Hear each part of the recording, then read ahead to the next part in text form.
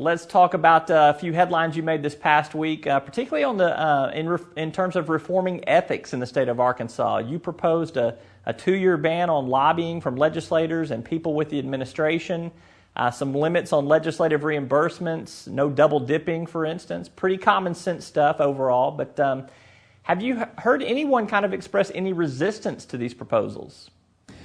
Well, the people in general are very receptive to it. As I go around the state and talk about issues like this that are important for restoring government confidence, people are very receptive to it, and they think it's about time. They pose the question, why haven't other folks in government talked about responsible reforms like this? And so the response has been actually very good so far.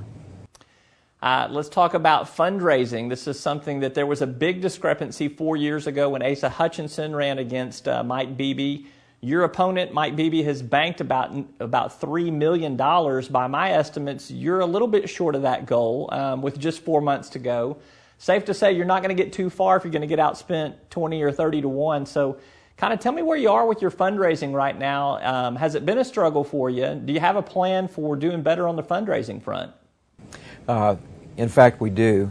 We have kind of rearranged our campaign because we have an extraordinary person on staff who is a great fundraiser. And so last week we actually completely redid our campaign, and we're going to be focusing a lot more on fundraising. As you know, last week Haley Barbour came in town with Governor Huckabee and Asa Hutchinson, Congressman Bethune, who's my campaign chairman. We had a wonderful event. We had a sellout crowd, about 250 folks. That was really our first big fundraiser in the campaign. It was our kickoff fundraiser. The month of July, we have a bunch of different fundraisers scheduled across the state. And so we think we're going to have enough money to run a very good campaign. We are not going to have as much money as Governor Beebe because at the end of the day, he's the establishment candidate. He has, in effect, been running for 8 years, while I've only been in the race for about 3 months. And so we think we'll do quite well. We know we're not going to have as much money as he is, but we also know that our message is resonating across this state when we start talking about creation of jobs and reducing government waste and reducing the red tape that businesses have to put up with every day in order to survive and to thrive. People are listening, and they're also concerned about the national trajectory of our economy, about spending that seems to be running rampant, and they understand that the same thing is really happening here in the state of Arkansas, and they're concerned about the fact that we have blown through a $944 million surplus. They want to know where that money went. So the message that we are talking about means a lot to the average Arkansan, and they're listening, they're paying attention, and we're making great strides, so we're very happy. You talked about a couple of things that I want to shift into, but let's maybe talk a little bit big picture. What do you think is the missing ingredient right now, if there is one, to government helping create an environment for a stronger economic rebound to come out of this recession? Well, first of all, we need to have more businessmen in government. And I'm determined when I'm elected governor to create the most business-friendly environment in the entire United States of America. There's no reason for us not to do that. It's something that we can start on day one. We also, on day one, need to start looking at our tax structure. Not only is it inequitable for people making $32,600 a year being cast into the highest tax bracket, but it also makes capital flee our state. So there are a lot of things that we can do by reducing government spending, by reducing government regulation, by getting rid of the red tape and just getting government out of the way to really move our state forward. And these are initiatives that nobody seems to understand. They aren't doing anything about it, and I intend to do a lot about it as the next governor. Give me one example of some red tape that you think needs to be cut from state government bureaucracy right now that's impeding business progress. Well, as an example, I'm a small business person. I've helped create about 3,500 jobs in my life, and I've run companies up to 2,600 people, but just in my small business, I have one full wall that is nothing but all the licenses and things that you have to do just to run this one small business. We need to streamline that process. We can do small things like having licenses be relevant for 2 years rather than one. We can that's the kind of thing, just common sense things that we can do. If you start talking with people in complex industries, right now, in my opinion, the EPA at the national level and the DEQ here in our state are being so aggressive that it stifles growth and makes people concerned about whether they can stay in business and create new jobs, and so they start looking for environments where it's just a lot more friendly. So that's what we can do in this state, is examine every board, every agency, and every commission, and rather than applauding them when they add another 10 pages or 100 pages of regulation, we ought to be applauding them if they are being very aggressive about trying to reduce the number of regulations that businesses have to put up with. Let's talk about something else that you'll have to deal with as governor, and that is in recruiting business to the state. The legislature approved a $50 million quick action closing fund to seal some big jobs projects. The governor has used that, I would argue, pretty effectively in making that help sweeten the pot a little bit.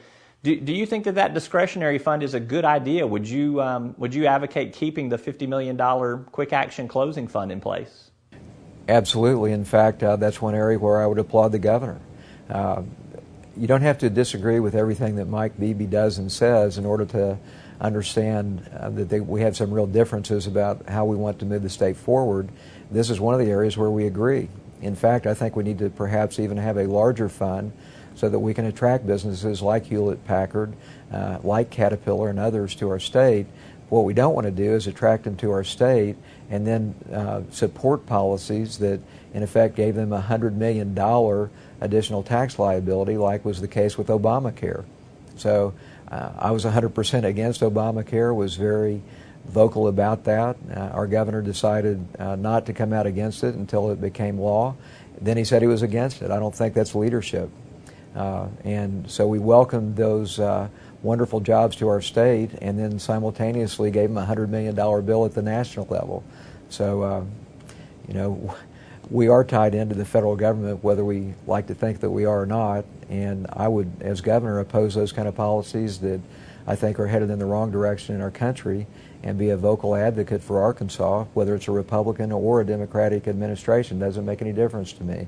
I would always be putting Arkansas first, particularly when it has to do with job creation and getting rid of all the spending at the national level and the state level that doesn't help promote economic growth and make it easier for our economic engine to work. I'm going to throw another idea at you that I have not heard you talk about before, but what about the corporate income tax in the state of Arkansas? It brings in less than $400 million a year. Eliminating that would be a real signal to world business leaders that Arkansas wants them here. It's kind of a volatile category for tax collections anyway. If you look at maybe phasing that out, do you see that as a possibility? Would you support cutting the corporate income tax in Arkansas? Well, as you know, the overall income tax structure in the state provides about 54% of the general revenue. So any tax decrease that we make, we want to be sure that we do it cautiously. We don't want to do it responsibly, so that we don't cut major programs that are really needed. But if we are aggressive about cutting waste in government, which I intend to do, by creating a blue ribbon panel to review every board, agency, and commission, and then also setting a better example in the governor's office with spending there, and making changes that we can make with common sense, we can really have a smaller government that's more effective.